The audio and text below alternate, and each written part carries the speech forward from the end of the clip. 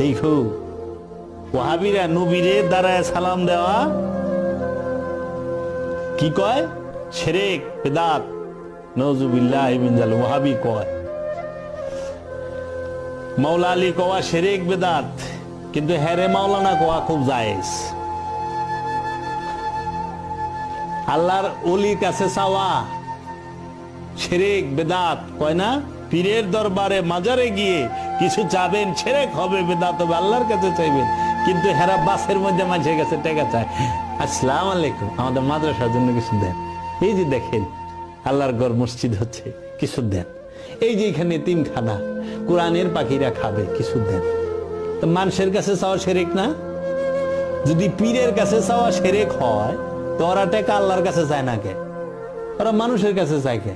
এই মানুষ জানে না এটা কি হিন্দু না মুসলমান না বৌদ্ধ না খ্রিস্টান, নাস্তিক না নাস্তিক,